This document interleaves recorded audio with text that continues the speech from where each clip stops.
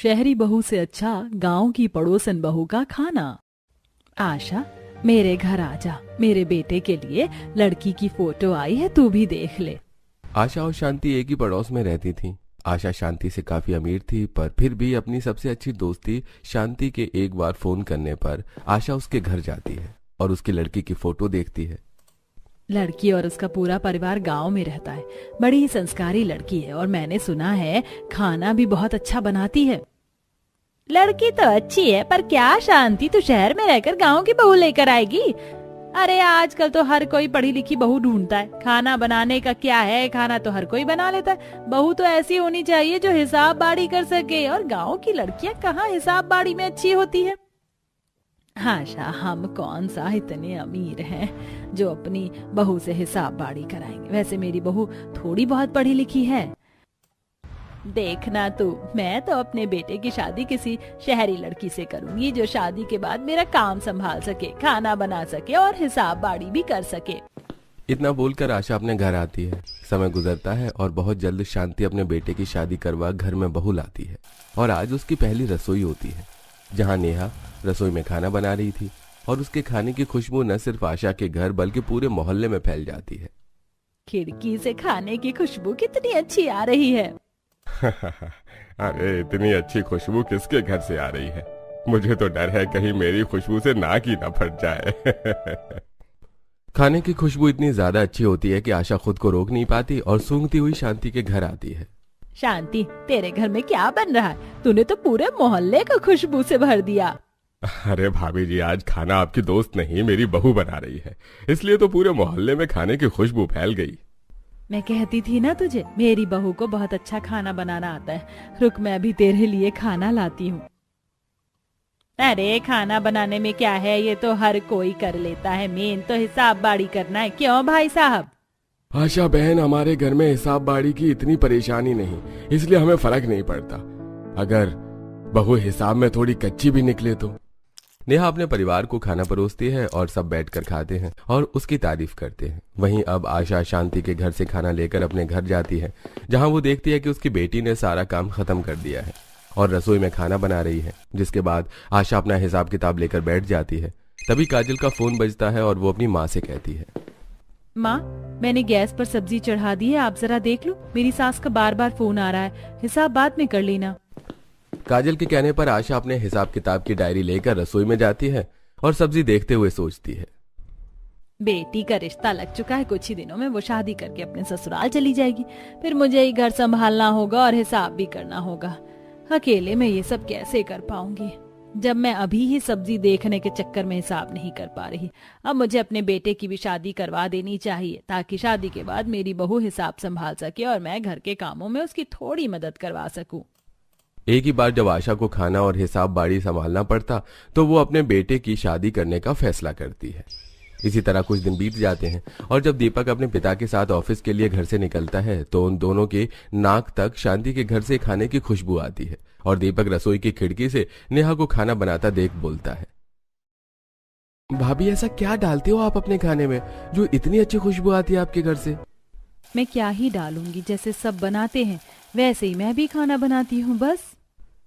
अच्छा, तो कभी हमें भी दावत पर बुलाओ। अच्छा, अभी हम चलते हैं। दीपक नेहा के खाने की तारीफ करके अपने पिता के साथ गाड़ी में बैठकर ऑफिस के लिए निकल जाता है। समय गुजरता है और बहुत जल्द आशा दीपक का रिश्ता सोनी नाम की लड़की से तय कर देती है और शादी का कार्ड लेकर अपनी दोस्त के घर पहुंचती है। ये ले शांति, मेरे भी बेटे का रिश्ता तय हो चुका है। लड़की काफी अमीर घर से है और उसने MBA कर रखा है। अब तू देखना कैसे मेरी बहू आकर अच्छा खाना भी बनाती है और हिसाब बाड़ी भी संभालती है। ये तो बहुत अच्छी बात है आशा, पर मेरी बहू ने बेशक MBA नहीं किया, पर वो भी पढ़ी लिखी है। शांति की बातें सुनकर आशा मुंह बनाकर वहां से चली जाती है। इसी तरह कुछ दिन बीत जाते हैं और एक दिन शांति अपनी बहू और बेटे के साथ शॉपिंग पर जाने के लिए तैयार होती है। बेटा, अगले हफ्ते दीपक की शादी है, सोच रही थी मैं कि बहू को भी शॉपिंग करने के लिए ले चलूं। अगर तुम दोनों के पास समय है तो हमारे साथ चलो। माँ, मुझे तो ऑफिस के लिए लेट हो रहा है, आप अमित को ले जाओ। भैया, मैं घर में नहीं रहता, कॉलेज जाता हूँ और बचे हुए टाइम में पार्ट टाइम जॉब भी करता हूँ। शांति, तुम एक काम करो, पैसे ले लो और बहू के साथ शॉपिंग करने के लिए चली जाओ। हिसाब किताब में अगर परेशानी हो तो रात में हम आकर कर लेंगे। हिसाब किताब में कैसी परेशानी माँ जी, मैं हूं ना। अब शांति नेहा के साथ अकेली मार्केट जाती है और वहां आशा की बहू के लिए श्रृंगार का सामान, साड़ी, गहने लेती है। अब जब दूसरी दुकान पर नेहा कुछ सामान देख रही होती है तो शांति अपनी बहू के लिए भी चूड़ी ले लेती है और वो लोग घर आकर बैठकर हिसाब करने लगते हैं। बहू, तेरे ससुर ने 4,000 रुपए दिए थे, वो पूरे खत्म हो गए। एक बार अच्छे से हिसाब करना कि 200 रुपए कहाँ गए। माँ जी, मैं तो अच्छे से ही हिसाब कर रही हूँ, पर फिर भी 200 रुपए समझ नहीं आ रहे कहाँ चले गए। दोनों सास बहू हिसाब कर ही रही होती हैं कि तभी वहां आशा शांति से मिलने आती है और नेहा अपनी सास से कहती है, माँ जी, अभी आप सारे सामान को रख दीजिए, काकी आई है, मैं चाय बना कर लाती हूँ, शाम को दोबारा हिसाब करेंगे। क्या हुआ शांति, हिसाब में कुछ गड़बड़ हो गई? अरे नहीं नहीं, इतनी भी बड़ी गड़बड़ नहीं है, बस 200 रुपए का हिसाब नहीं मिल रहा, इसीलिए मैं तुझे बोलती थी शहर की पढ़ी लिखी बहू लेकर आ। अगर पढ़ी लिखी MBA पास बहू लेकर आती तो आज तुझे हिसाब करने में इतनी परेशानी ना होती। आशा की बात सुनकर नेहा को काफी बुरा लगता है और वो रसोई में जाकर चाय बनाकर लाती है। चाय पीकर आशा भी अपने घर चली जाती है और जब शांति सारा सामान अपने कमरे में ले जाती है तो उसकी नजर चूड़ी पर पड़ती है और वो सिर पर हाथ रखकर अपनी बहू से कहती है, बहू, गलती मेरी है, तूने तो बिल्कुल सही हिसाब लगाया था। मैंने तेरे लिए 200 रुपए की चूड़ी खरीदी और तुझे बताया ही नहीं और ना ही हिसाब में जुड़वाया। अब हिसाब पूरा हो गया, मेरी गलती की वजह से आशा इतना बोल गई। कोई बात नहीं माँ जी। समय गुजरता है और एक हफ्ते बाद दीपक की शादी हो जाती है। शादी के बाद सोनी की आज पहली रसोई होती है और आशा अपनी बहू से कहती है, बहू, हमारी पड़ोसन की बहू ऐसा खाना बनाती कि पूरे मोहल्ले में खुशबू फैल जाती है। तुझे भी ऐसा खाना बनाना है कि पूरे मोहल्ले में खुशबू ही खुशबू हो और 4 गली की औरतें कटोरा लेकर मेरे घर आए खाना मांगने, समझी? इसीलिए तू आज shahi paneer, malai kofta, paneer tikka, chilli potato, rice, रोटी, पूरी, पराठे बना ले।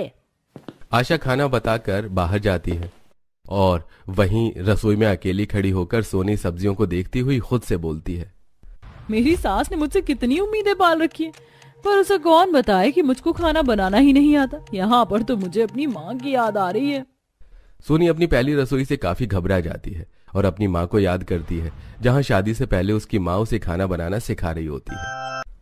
सोनी, तू ससुराल में क्या करेगी? 4 बार सिखा दिया है मैंने तुझे सब्जी काटना। बेटा, ना तू पढ़ाई में अच्छी है, ना तू खाना बनाने में अच्छी, कैसे संभालेगी ससुराल? इतनी मुश्किल से पैसे देकर तुझे MBA में पास करवाया ताकि तेरे ससुराल वालों को डिग्री दिखाकर तेरी शादी करवा सकूं। पर मुझे तो डर लगता है, अगर तेरे ससुराल वालों को पता चल गया तो वो तुझे उल्टे पैर यहाँ छोड़ जाएंगे। ओ माँ, क्यों डरती हो? माना कि मैं हिसाब किताब में कच्ची हूँ, खाना बनाना नहीं जानती, पर लोगों को तो बनाना जानती हूँ ना। शोभा के लाख समझाने पर और खाना बनाना सीखने पर भी सोनी कुछ नहीं सीखती, बस अपनी मनमानी करती है। ऐसे ही एक दिन सोनी के पिता की तबीयत ठीक नहीं होती और घर पर गाड़ी वाला आता है और एक बिल सोनी के हाथ में थमा देता है। मालिक ने जितना भी माल लिया है यहाँ सब लिखा है, मैंने हिसाब कर दिया है। मालिक की तो तबीयत ठीक नहीं है, अब तुम हिसाब कर दो और जितने पैसे बनते हैं दे दो। 10 मिनट रुको, मैं अंदर से आती हूँ। अंदर जाकर सोनी हिसाब करने के लिए अपनी माँ को बिल देती है। मैं तेरी जितनी पढ़ी लिखी नहीं हूँ, तू ही हिसाब कर। तेरे पापा तो इससे भी बड़ा बड़ा हिसाब चुटकियों में कर लेते हैं और तू फोन कैलकुलेटर लेकर बैठी है, फिर भी हिसाब नहीं कर पा रही। माँ, मैं कैसे हिसाब कर पाऊंगी? मैं थोड़ी ना पापा का काम संभालती हूँ। आप एक काम करो, ये बिल पास कर दो। सोनी एक छोटा सा हिसाब नहीं कर पाती। इसके बाद शोभा खुद हिसाब करके उस आदमी को उसके पैसे देती है। सोनी ये सब सोच रही होती है, तभी उसकी नंद काजल रसोई में आती है। भाभी, क्या सोच रही हो? नेहा भाभी के घर में खाना बनने भी लगा, देखो कितनी अच्छी खुशबू आ रही है। मेरा तो दिल कर रहा है उड़ती हुई मैं उनके घर चली जाऊं खाना खाने, इसीलिए जल्दी खाना बना दो। वैसे भी कल मुझे अपने ससुराल जाना है।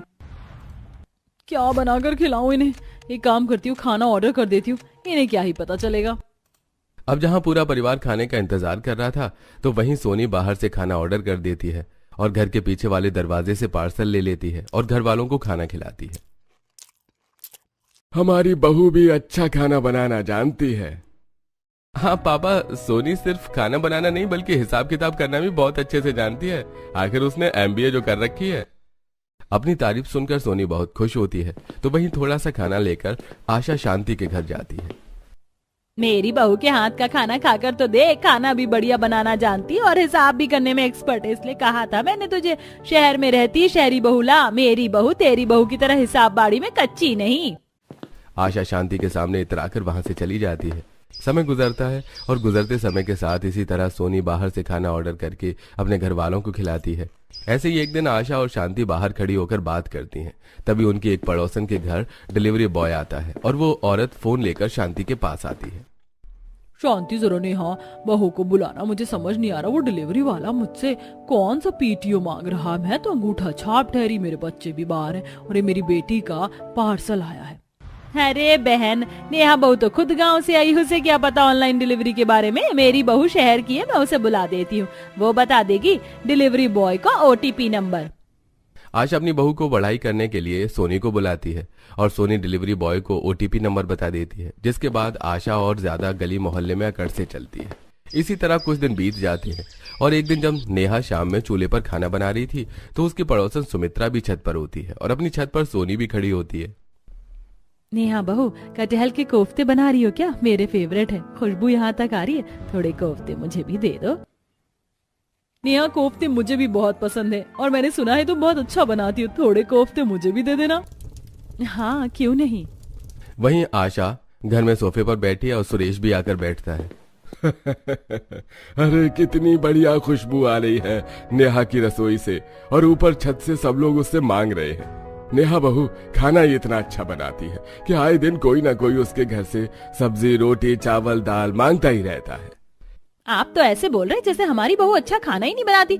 अब जल्दी से हिसाब किताब वाली डायरी दो, बहू अभी खाली है, मैं पूरे दिन हिसाब बाड़ी करके थक जाती हूँ, आज बहू करेगी हिसाब।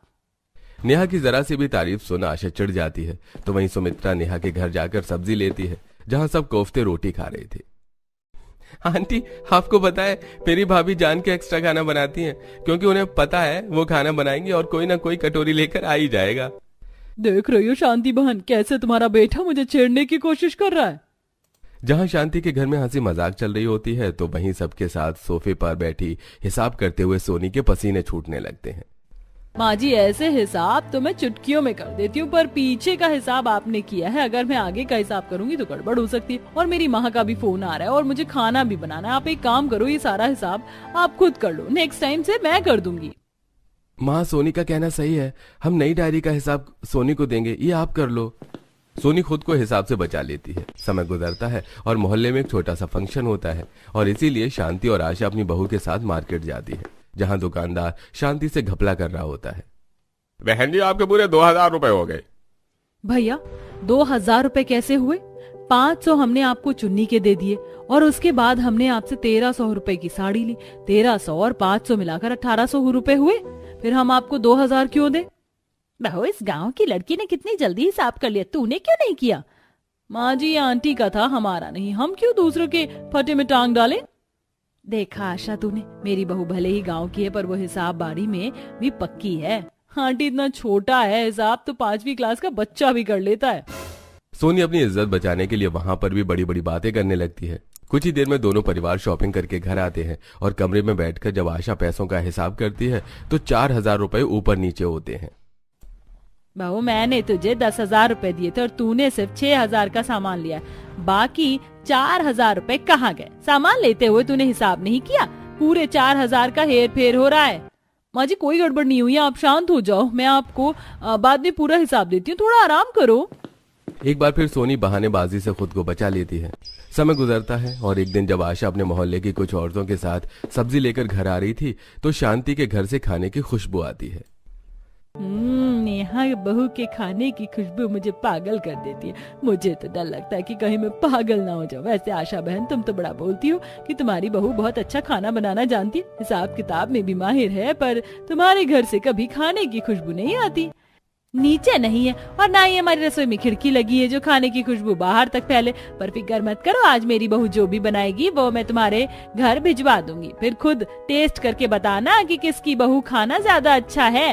और सुमित्रा बहन, तुम ही बताओ जरा, माया बहन को उस दिन जब तुम्हारे घर डिलीवरी वाला आया था तो किसने तुम्हारी प्रॉब्लम खत्म करी थी? आशा की बात सुनकर सारी औरतें चुप हो जाती हैं और आशा सब्जी लेकर घर में जाती है और अपनी बहू से कहती है, बहू, मैं इस महीने का हिसाब करने के लिए अपने कमरे में जा रही हूँ। आज तू ऐसा खाना बनाना और खाने की खुशबू इतनी अच्छी होनी चाहिए कि हमारे पड़ोस जल उठे। अब आशा अपने कमरे में बैठकर हिसाब करने लगती है तो वहीं हमेशा की तरह आज भी सोनी खाना ऑर्डर कर देती है और खुद फ्रेश होने के लिए बाथरूम में चली जाती है। कुछ देर में डिलीवरी बॉय घर के पीछे वाले दरवाजे पर आता है और उसी वक्त किसी काम से आशा वहां जाती है और डिलीवरी बॉय को देखकर हैरान हो जाती है। सोनी मैडम आप है? ये आपका पार्सल, 2000 रुपए हो गए। मेरी बहू ने खाना ऑर्डर किया? उसकी तबीयत तो ठीक है? आशा डिलीवरी बॉय को 2000 देकर खाना लेकर अपनी बहू के कमरे में जाती है, जहां वो सोनी को फोन पर अपनी माँ से बात करता हुआ देखती है। माँ, तुम बेकार परेशान होती हो और एक ही सवाल करती हो। आज तक किसी को पता नहीं चला कि इतने दिनों से मैं इन लोगों को बाहर से खाना खिला रही हूँ। अब क्या ही पता चलेगा। और यही हिसाब की बात तो मैं कोई हिसाब बारी नहीं करती। मैंने हिसाब का काम माँ जी को ही सौंप रखा है। अच्छा, तो ये बात है। अब मुझे समझ आ रहा है कि जब मेरी बहू खाना बनाती है तो मोहल्ले में, दूर की बात घर में भी खाने की खुशबू नहीं होती, पर जब हम खाने के लिए बैठते हैं तो पूरा घर खुशबू से महक जाता है। और उस दिन भी हिसाब बारी में पूरे 4000 रुपए का तूने नुकसान किया, क्योंकि मैडम जी हिसाब बारी में भी कच्ची है। जब आशा सोनी को डांट रही होती है तभी वहां दीपक और सुरेश आते हैं। ये सब क्या चल रहा है सोनी? माँ जो बोल रही है क्या वो सब सच है? मुझे माफ कर दीजिए माँ जी, मैं पढ़ने लिखने में अच्छी नहीं थी। बड़ी मुश्किलों से मैंने 12वीं पास करी, फिर पैसे देकर मुझे MBA पास करवाया गया ताकि मेरी शादी हो सके। माँ ने खाना बनाना सिखाया था पर मैंने कभी सीखा ही नहीं। पर मैं आप लोगों से वादा करती हूँ, मैं खाना बनाना सीखूंगी, हिसाब करना भी सीखूंगी। बस मेरी माँ को खबर मत देना। जब सोनी रोते हुए अपनी गलतियों की माफी अपने ससुराल वालों से मांगती है तो वहां बर्तन में बिरयानी, रायता और सलाद लेकर शांति आती है, जो सारी बातें सुनकर आशा से कहती है। आशा, तू ये मत समझना कि मैं तुझे नीचा दिखाने की कोशिश कर रही हूँ। तू मेरी दोस्त है, पर जरूरी नहीं कि गांव की बहू गवार हो, हिसाब बारी में कच्ची हो या सिर्फ खाना बनाना ही जानती हो। और ये भी जरूरी नहीं कि हर इंसान खाना बनाना जानता हो। इसलिए बहू को डांटना बंद कर और उसे खाना बनाना सिखा, ताकि तेरे घर की बात तेरे घर में ही रहे। और क्या हुआ अगर तेरी बहू हिसाब में कच्ची है या खाना बनाना नहीं जानती, तो खाना बनाना कौन सी बड़ी बात है, तू सिखा देना। और हिसाब तो पहले भी तू ही करती थी। मेरी बहू ने बिरयानी बनाई थी और तुझे बिरयानी बहुत पसंद है, इसलिए मैं बस बिरयानी देने तुझे यहाँ चली आई। शांति बिरयानी देकर वहां से चली जाती है और आशा शांति की बातों को काफी देर तक सोचती है और अगली सुबह हिसाब बारी छोड़ सबसे पहले सोनी को रसोई में ले जाती है और खाना बनाना सिखाती है। तो मेरे घर की इज्जत है, इसलिए पहली और आखिरी बार मौका दे रही हूँ। हिसाब भले ही ना कर पाए, पर खाना बनाना तो तुझे सीखना ही होगा। देख, ऐसे सब्जी बनती है क्योंकि घर में सिर्फ 4 लोग हैं, तो 1 चम्मच मसाला काफी है और 1 ग्लास चावल में 2 ग्लास पानी जाता है। समझ रही है ना? इस तरह आशा सोनी को खाना बनाना सिखाती है और साथ में रसोई में ही बैठकर हिसाब बारी का काम करती है। तो वहीं अब नेहा खाना बनाकर सबको खिलाती है और सब खाते खाते बात करते हैं। पापा, जब से नेहा ने हिसाब देखना शुरू किया है हमारा काम कितना आसान हो गया है, वरना आप और मैं रात के 1 बजे तक बैठकर पूरा हिसाब करते थे। बहू तो बस 12वीं पास है, फिर भी बहू की गणित कितनी अच्छी है। मुझे अपनी बहू पर गर्व होता है, जो बढ़िया खाना बनाना और हिसाब दोनों जानती है। वो तो होगी ही मेरी बहू, आखिर पसंद किसकी है। बहू ने क्या बढ़िया भरवा भिंडी बनाई है। सच में भरवा भिंडी, पुलाव, रोटी सब बढ़िया बना है। देखना अभी कोई ना कोई आता ही होगा। अरे नेहा बहू, आज भिंडी की खुशबू बाहर तक आ रही है, देना जरा। सुमित्रा को देखकर सब जोर जोर से हंसने लगते हैं।